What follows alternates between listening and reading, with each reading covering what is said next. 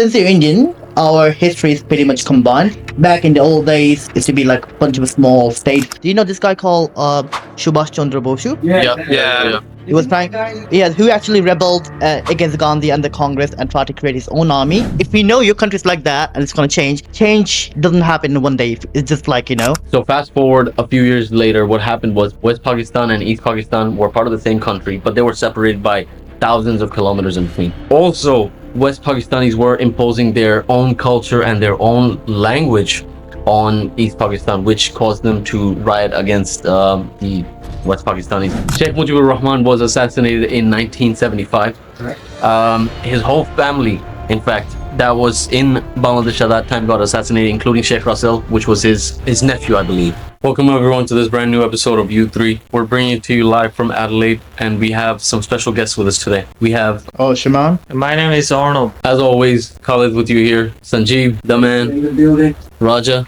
Hello. So today we have a very special episode for you because we will be talking about the recent events that have swept Bangladesh. As you know, there's been massive riots happening there. We'll also briefly go over the history of how things have been building up. I'm going to start by asking you, Sanjeev, have you followed with the recent stories that have been emerging from Bangladesh? Well, you can't really put a blind eye to it. It's just everywhere. We've all got various backgrounds here, so just for our viewers to understand, obviously myself and Sanjeev, we've been in Australia for a couple years now, and Sanjeev has returned from Bangladesh a couple months ago. Me, I haven't been for years now. Shaman, I believe, has recently returned from Bangladesh as well. I was there in between 2022 and 2023. Right. About a year, roughly a year. Okay. And what about yourself, Orno? I just came in Australia 6 months ago for the first time from Bangladesh. Right. So I am new here. Welcome to Australia, mate. Thank you. And Raja, he's been in Australia since 2011, I believe. Yeah, since I was a kid, yeah. I'm not Bangladeshi, so I'm originally Indian, Indian heritage, and I've got to listen to a lot of the Bangladeshi perspectives here, I guess. So yeah, I've heard about the news on that as well. I think Sheikh Hasina fled from the country, and She's in your country, bro. pardon? Looking at you. She's in your country. Yeah, she's in India, and India's having a tough time with what to do with her because She gets a tough time everywhere. That's not new about Yeah, that's what, she's tried to get visas from some Western countries, but they've rejected her visas. the UK can't accept her asylum because she has to be in the UK while she applies for the asylum. And funnily enough, her daughter's in the UK under I think she's an Politician. MP there, yeah. She's an MP. which is kind of funny. And her son is in the US as a lawyer, if I'm not wrong. I reckon I don't know, I don't think he's a lawyer. He's like more like an entrepreneur.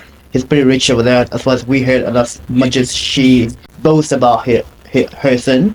So, but even then, America doesn't seem that enthusiastic about taking her into the country as a politician. I'm not surprised as well, considering that America has a lot on their plate as well. And Yeah. Bangladesh shouldn't be another one. Essentially, I want to know, as an Indian, I don't know much about Bangladesh. Like, I know that it used to be called East Pakistan, but I don't know what led to it being independent and being called Bangladesh. Okay, so since you're Indian, our history is pretty much combined. Obviously, back in the old days, it used to be like a bunch of small states, whichever, but I guess Kingdoms, you could say. kingdoms, You know. yeah. We in the Sanskrit term that they used to call Janapadas, and the name Bengal came from one of the Janapadas, which was in the eastern side called Vanga, which eventually became Banga, and over time, the merchants from other places, they start calling the whole region at that Janapada Banga, which all they considered, there were other Janapadas there, like there was Samatara, there was like the Pundra, but in general, people call the whole region as Banga under that name. That included West Bengal as well. To a very degree, yeah, a lot of West Bengal. So yeah, Bengal was one of the. It's probably mentioned in the Mahabharatas and in that whole region. Coming back to a future in about 780, that was 780 or late 600s. Something happened. So we had this Islamic Caliphate called the Abbasids. The Umayyads. With the Umayyads, what happened is that there was a diplomatic breakdown between Hindu kingdom in Sindh in the Southeast Asia, and the Muslim governor in Iraq called Muhammad Isa bin Hajjaj, and this has something to do with a ship being sailing to Hajj in Saudi Arabia, and that ship got pirated, and the Iraqi governor, he blamed the King Dahir of Sindh as the person who sheltering them for harboring them, and that eventually led to a war, and the Muslim army eventually won the war under this guy called Muhammad bin Qasim around that area, and that started the whole, and that just was the initiation of eventual conquest of whole India over various other empires and caliphates. In about 1500 years, that's been 500 years since Muslim conquerors start coming in the subcontinent. Bengal, Islam became a part of Bengal became a part of the Muslim India as well. But that is not that's not when the Muslims start coming in. Muslims been in South Asia way before. They've probably been as soon as Islam became a religion to begin with. There was presence of Islam in Kochi in South Asia, in South Kerala. There was Islam in Chittagong way before any conquest ever happened. It's led by some Sufi peers and stuff. Some saints and stuff. But that conquest eventually made whole Bengal region Muslim state from Muslim ghettos and stuff. Coming forward to 1800s, the British came over, and I can explain a bit of how the British happened. So the British came to India as like small port corners. Just to give some context, with the Caliphate, what it happened was it came in from the Delhi Sultanate, and then it broke down into the Bengal Sultanate. Yeah. They became their own separate thing. Yep. There's a lot of history behind that, which we cannot be covering in one episode. Like, it's gonna be like a long story, of course. I'm just to like point out the big. That's what I was going to follow up with, because I thought initially the most famous conquest or the influence came from Babur. Babur, yeah. Yeah. So here's the thing: most of the Muslim conquerors or whatnot usually come in through Punjab. In India, most of the conquerors in India will come through Punjab because that's the most accessible.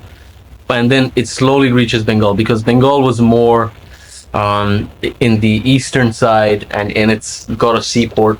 So most people did not come in through that. They actually came in from the northern side, northwest side. As an army. But obviously, Islam did not came to Bengal through the Muslim army. It came through traders. So the army, although it came from the northern side, from Afghanistan to Hindu Kush, of Punjab is a very good destination, all the way towards following the Ganges to Bengal. But do you remember, that's not how Islam first got into Bengal or South Asia or Southeast Asia to begin with. It actually came through the sea route, and the first place where you can find Islam, the oldest mosques, are actually near the sea. So you can find them in Kerala.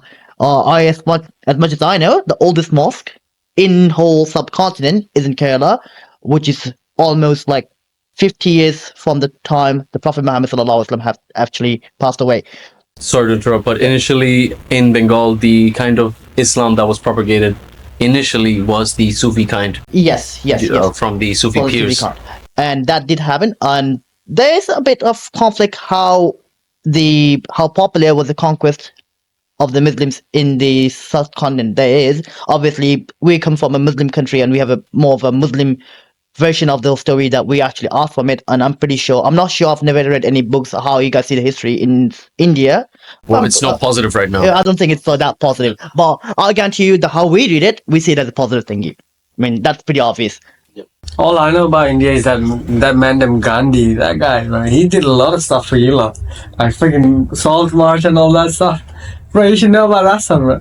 I think he did it for everyone, mate. He did it for everyone. What do you mean? And he did that for Bangladesh as well? So, yeah, he did. It was all of British India. It was all of British India. Man went down. yeah, so like I remember when the country got partition between India and Pakistan, he was actually in Kolkata crying, and he was saying that I wish, do you know this guy called Subhash Chandra Bosu? Yeah. He was trying, who actually rebelled against Gandhi and the Congress and tried to create his own army in Burma with the help of Japan and Germany to get rid of the British. But he failed, and he secretly got killed in an airplane or something else shit. When in 14th of August 1947, he was in Calcutta, as much as I remember, and he was telling everyone that I wish, instead of Nehru, both succeeded. In that case, I didn't have to see the whole country being partitioned. Yeah, because Gandhi was heavily opposed the partition of India and Pakistan. Obviously, Pakistan was what Bangladesh was at that time. Now, let's track back a little bit earlier as well. Let's talk about British India, how that came into being. Yeah, I'm coming here about that. So, what was I at the last point? Yeah, Islam came to the scenes and how he's portrayed in history.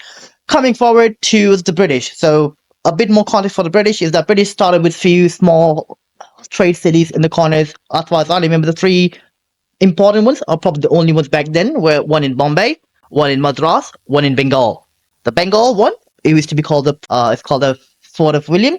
And in the Fort of William, which the place they've put Fort William is now we call Kolkata is. Eventually, there was obviously other ports in Bombay and Madras, but issue with the one in the Fort William is in Calcutta, which is Bengal. The governor of Bengal for the Mughals called the Nawabs, and around late Mughal period, which is the dynasty, Muslim dynasty, where descendants of Genghis Khan were ruling India at the moment, about to break down. There was too much rebellion from the Maratha kingdom. There was the Sikh kingdom on the north, and even the Muslim kingdoms. They were infighting. Yeah. Yeah, I think back then India wasn't really a united country. Yeah, especially at the late 17th century. There was only one period where Chandragupta Maurya had united all of India. If you want to go that way, the whole of South Asia was never been conquered by one person. There was always a spot someone else has taken it. Whoever nearly went to conquer whole of South Asia, I would, as much as I know, there were 3 people who did it. 3 or 4 around there. Let me see. So number 1 is from the Maurya dynasty. We in Bengali call the Mourya. Yes, Chandragupta Maurya. Yeah. So he started the dynasty. His son Bindusar and his grandson Ashoka. Ashoka managed to conquer Kalinga, modern day Odisha, and a bit up on the bottom side. And that was the first time we have a united India, and that only lasted for, as much as I remember, 25 years. Yeah, I think there was also another empire as well that almost conquered India, but then I think a part of Kerala and a part of Tamil Nadu wasn't conquered again. That's pretty much all. That's the whole story. I think it would be the Nandas, the Guptas. They all tried to do the same The thing. Guptas, yeah, definitely. Yeah. To be honest, Ashoka is the first person to conquer Kalinga and a bit of Tamil Nadu. But do remember, there are always parts or spots in the modern day boundary of South Asia which was not under his control. Yeah, the vassals, they did have vassal states sometimes. Yeah. They did have vassal states all the way till Indonesia. Some of the kings. But in legality, they were not a part of the empire. So in the sense that did he conquer the whole of South Asia? No. But interestingly, Afghanistan was a part of his empire. So the next dynasty who came close to conquering the whole of India was called the Guptas.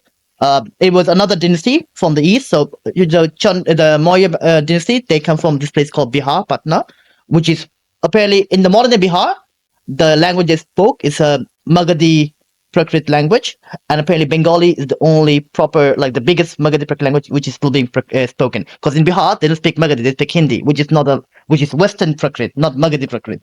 Right. Yeah. Okay. Back to the British India. So British India started with the whole spice trade, obviously, because they wanted to monopolize that, and obviously India is the biggest source of spices. One of the biggest sources of spices at that time. Yeah. Let's not talk about that. So the British India had conquered all of India by using their company structure because they had used a divide and conquer strategy. Mm-hmm. They would hire mercenaries from rebellious groups, and they would make them fight each other, which would cause division, and then they would just pick up the scraps. Later what happened was they got so big that they actually requested the English crown for assistance. They asked them for naval support, army, and all of those things, and they obliged, after which British East India Company had actually become part of the British government, and through which Britain had rule over India, which included Pakistan, India, and modern day Bangladesh as well. And from there, obviously, we know lots of atrocities were committed. There was a whole Bengal famine that occurred, and because of those things the British were kicked out eventually. Did you know, so in modern day when the British divided the country into Pakistan and India, the original plan at the beginning was to have three countries. You have the Pakistan for the Muslims in Western world. Then you have the India for everyone else, and you're supposed to have independent Bengal as well. What happened? So during the whole Bengal famine, I think the premier back then was a Muslim called Sohrawardi. This character was very important because he's known as the mentor to Sheikh Mujibur Rahman, who eventually will become the prime minister and the first prime minister of Bangladesh. And her daughter is the person we asked it a few weeks ago. A week ago, not a few. So Shoman, what you're actually talking about is the United Bengal. Yes, so Union Bengal. And the Bengal famine, so during the whole Bengal famine, there's so much lack in food, there was like poverty and run around, and people went super in their primitive instincts. And obviously, a lot of Muslims, they became their own band. There was a bit of anarchy over there, and all the Hindus, and there was a big, in Bengali, we call them danga. The closest English would be more like a clash of, I don't know, what do you call it? Clash, you would say like a civil disruption, civil war. disruption, You yeah. could call it a civil war, to be honest. And that thing, because by that time, Bengal had became, although Bengal is a very big subset of the British India and is the highest population, and Bengal, not only considered Bengal, it also considered Bihar, Odisha, and Assam. And obviously, Calcutta was the capital of the whole India in total. But at that moment, the Bengali Muslims had just barely become the majority. So they had a census in 1900s, and until that, people thought Hindus were the majority in Bengal. In the census in 1930s, it appeared to be, it was 51% Muslims, 49% Hindus. Muslims were actually the majority. They thought, yeah, there's a lot of Muslims in Bengal, but no one even figured out Bengal actually is a Muslim majority state. But also the Hindus were the more wealthier class. They were at also that time. The Brahmins at that time, they were the landowners. They used to be, we call it Jomidar, or you could say Zamindar, yeah. Zamindar. Yeah, they were. I think the caste or something they went by Chaudhrys. Well, Chaudhry is one of the upper class, obviously upper caste people. We coming to the United Bengal. So Bengal's but that whole famine caused a riot between the peoples, especially between the Muslims and Hindus, and there was also the rising tension that Bengal had recently become a Muslim majority state, which obviously the wealthy upper class Hindu people did not like because they thought they were the majority. Which is psychology. If you see a country, like if I'm a Muslim Bangladeshi, in 10 years, if I know my country is going to turn Christian, I would get a bit offended.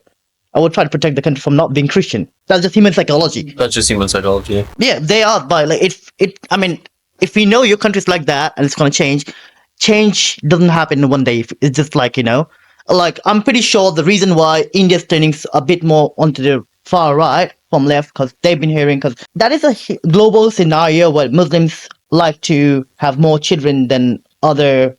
That's just a fact if you look at it places. And as far as I remember, when the two countries separated, India had about 14% Muslim, about 80% Hindus. The Muslims have increased to 25% now, roughly. I'm not sure, but around 25% Muslims. While the Hindus, they shrunk to about 70. I don't know. But it's not 80% anymore. And I can see the same psychology probably happening in India as well. Why this might be contributing to the whole far right sentiment in India. I don't know. I'm not Indian, so I'm not going to comment on it. That's a whole topic on its own. Yeah, I know, right? Shaman. Yeah. But to summarize that, the effects from that period, because of the Hindu and Muslim clashes, that effect is felt to this day. That's the reason why Bengal is now two parts. There's the West Bengal in India and East Bengal, Asia, because that famine eventually led to distrust between the Muslims and Hindus. And it happened just before when Daniel Radcliffe came to India to divide the borders and stuff. And they had a whole sense of, hey, do you want to be part of India or Bangladesh? And all the places which voted for India got to be part of India, all the places which wanted to be part of it. Pakistan eventually became Pakistan. And the issue between the Hindus and Bengals, it just happened like literally like a year after the whole riot happened. And the fear of being dominated by the Muslims in Bengal make them ask them to, now we're not going to stay in the same country. We want to have a separate country, and we want to stay with India. Well, the other bit, yeah, we want to be part of Pakistan. So essentially, okay, that answered my question as well. I was going to ask, why is there West Bengal and why is there Bangladesh, and are they the same? Do they speak the same? Oh, we speak the same language. There's different accents or dialects, you could say. Even culturally, we're very similar because, the sweets that we have, the food that we eat is very, very similar. Right. But it's just the religious divide that caused a very big gap within these societies. So fast forward a few years later, what happened was Pakistan, West Pakistan, let's say, West Pakistan and East Pakistan were part of the same country, but they were separated by thousands of kilometers in between. East Pakistan, by the way, is modern day Bangladesh. Let's remember that. What happened was the majority of the population was in East Pakistan, and the majority of the income was being generated from the east of Pakistan, but West Pakistan was getting the benefits of most of that. So because the government was there. yes, the government was centralized in West Pakistan, and they were spending a lot in the infrastructure and the betterment of the people of West Pakistan, where East Pakistanis didn't get as much representation as they would have liked. Also, West Pakistanis were imposing their own culture and their own language on East Pakistan, which caused them to riot against the West Pakistanis. All of this came to a head in 1971 when Sheikh Mujib, he was the leader of the Awami League. So to explain this, what I'm going to have to do is kind of take you back to this, right? There's West Pakistan. They have, I don't remember the number of seats, but they have a certain amount of seats for their votes. Yes. East Pakistan has a certain amount of seats for their votes, right? And both areas, they have their different parties, different leaders, what have you. In the election, what happens is, in West Pakistan, the votes, the seats are fragmented. There's 3-4 parties. They're all fighting for the votes, but it's fragmented. In East Pakistan, Sheikh Mujib does the unthinkable. He unites all the people, and they all vote. Yeah, he secured, I think, 160 out of 162 seats. Pretty much, which was the most amount of votes that a party could get to win the elections. Can I add something else? Absolutely. So Pakistan was a part of various races. So you have the Punjabis, you have the Pashtuns, you have the Bengalis, you have the Baluchis, and you have some other smaller races. You have the Muhajirs, who just what do you call it? Immigrated from India for being Muslims and stuff. But the whole, if you check a census on it, East Bengal had the majority of Pakistan. So East Bengal was 52% of all Pakistanis, and West Pakistan East Bengal is East Pakistan, by the way. I'm going to use them synonymously. West Pakistan were actually 45% of Pakistan. We were the majority. And obviously, since there's more people living in Bengal, there's more seats in Bengal. And to be honest, they had the majority of the seats. So since Mujibur Rahman won Awami League won the majority seats in Bengal, almost all of them in East Bengal, he was actually the majority government of all Pakistan. He had the majority government. He had the majority seats of the parliament. So legally, he was supposed to be the prime minister of all Pakistan, and that was his initial demand. Now, what had happened was the current minister of Pakistan, I believe it was Yahya Khan. He was the governor. He was the general. He was the army chief of staff. He was the army general, and the country was in martial law.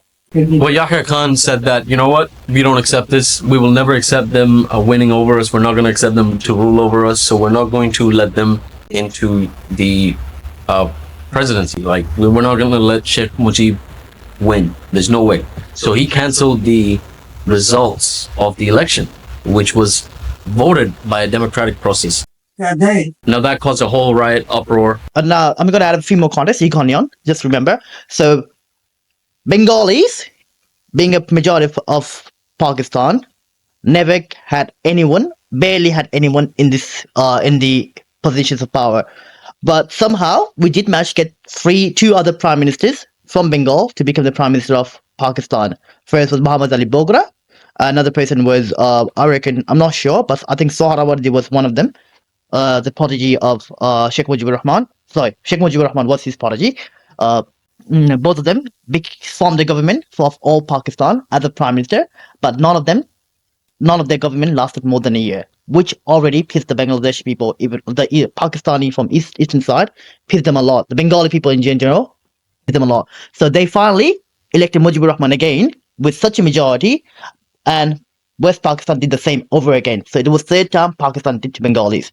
Oh, okay. I thought it was the first time, like he won it, and then West Pakistan was like, nah, we can't accept it. Well, yeah. So from that, obviously, there was a big uproar, and that led to the independence of Bangladesh, which was assisted by India. That's one thing that India will be using against Sheikh Hasina later on. But moving on from that, so Bangladesh gets free. Sheikh Mujib is the prime minister. No, I thought he was president actually. I'm coming in. Okay. He was the first ever president, wasn't He is the president. Yeah, correct.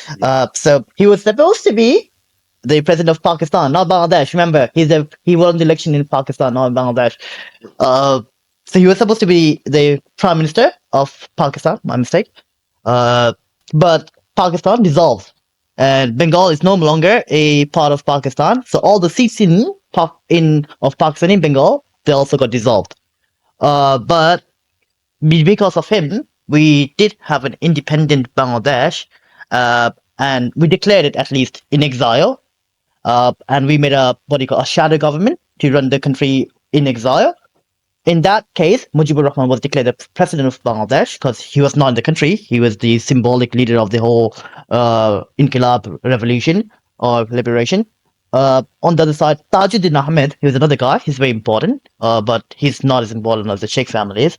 He became the prime minister. He became the first prime minister of Bangladesh. And there's a bit more history. If you can explain, you might want to. No, I think that's going to take. Okay, so I'm just skipping to the. I'm skipping to the important part. I'll skip instead. So we eventually knew how Bangladesh became a country, apart from West Bengal, which is a separate state in India. Now we know how it formed, it liberated, and all that. We got Sheikh Mujib. Sheikh Mujibur Rahman. Okay, my bad. I can't pronounce these That's names. alright, man. That's all right. I'm just gonna go.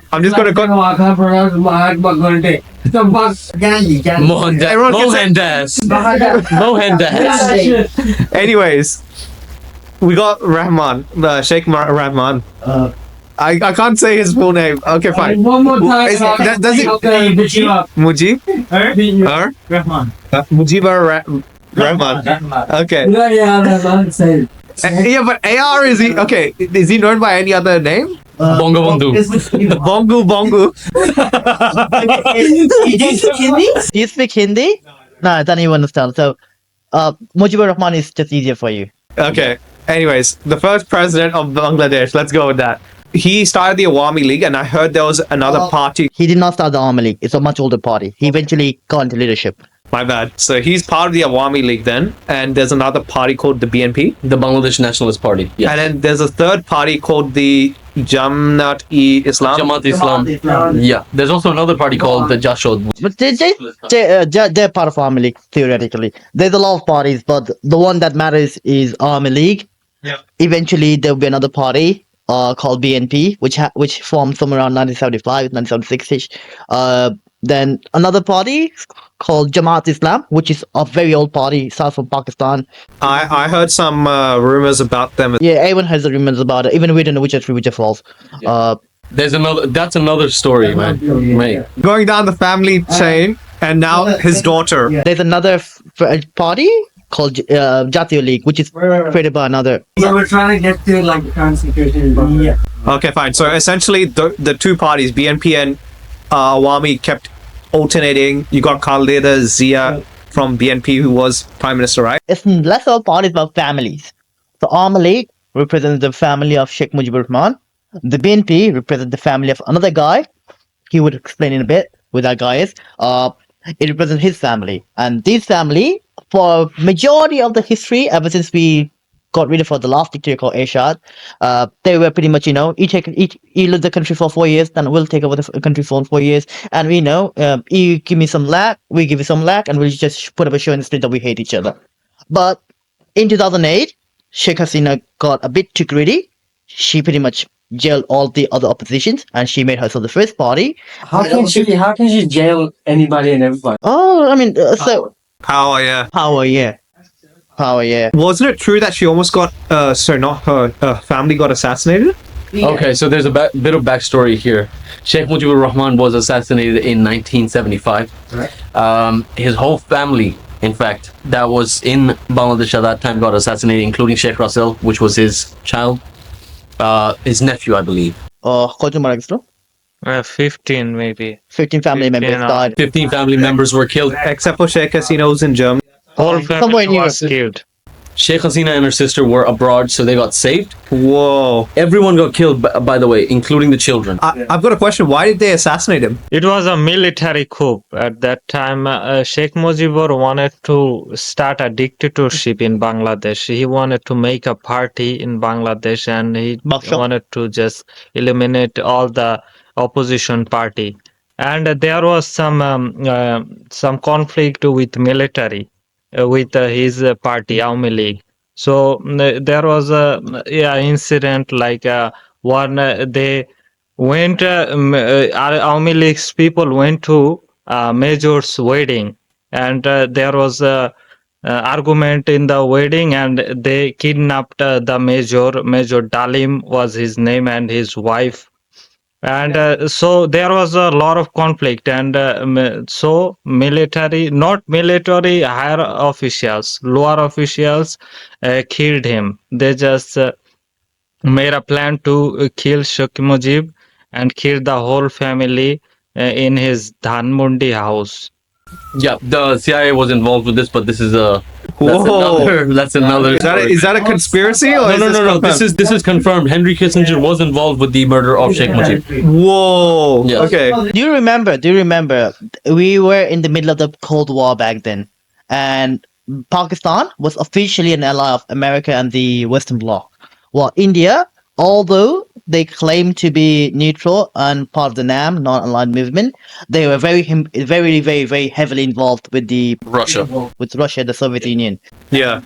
During the whole war, all the majority of the first world American allies, they supported Pakistan, but the majority of the second world, which is the Eastern Bloc, they pretty much at least showed some sort of solidarity. Did I say it right? How do you Solidarity. Yeah, Solidarity. I'm a bit stuck there now. Yeah, with the Eastern Bloc, majority Eastern Bloc showed solidarity with the rebellions, the Bengali people. In short, the Bengali people, as well as Sheikh Mujib, they were strongly allied with Cuba and Russia, which was one, China. and China also. But China, that's the thing, China did ally with Pakistan. China is an exception there. And there's a whole story. We can talk another word on the Cold War. But do you remember China allied Pakistan? We should talk about this some other time. This is getting interesting. Very actually. interesting. Yo. Imagine this: U.S. was supporting Pakistan, and then what happened to Pakistan now? Since then. Yeah. But anyway, that's another story. So the family members get assassinated, and Sheikh Hasina is obviously, heartbroken, distraught, whatever you want to say. I would be too, obviously. And years later, she comes back and she uses that to gain power because she is the daughter of the Bangabandhu, which is the first prime minister of independent Bangladesh. Yeah. You can see a parallel. So I think my friend over here say like he started a dictatorship. What he did actually, he pretty much dissolved any other parties that existed in the newly independent country with his own party called Bangladesh Shramik League, which means Bangladesh Farmers, Laborers League, something like that. They're an acronym for that. Buckshot. And that's the Bengali acronym. It represents the Bengali letters, not the English letters, but it's called, in short, Bakshal. And people say, especially now, she tried to her daughter, Sheikh Hasina, she tried to redo the whole thing with Awami League again. And we can see a lot of reasons to be parallels between them. That's what I was gonna say, because considering that the military had some involvement with the assassination, Yes. I think Sheikh Hasina also wanted to make sure that the military was in bed with her, and not like literally but figuratively.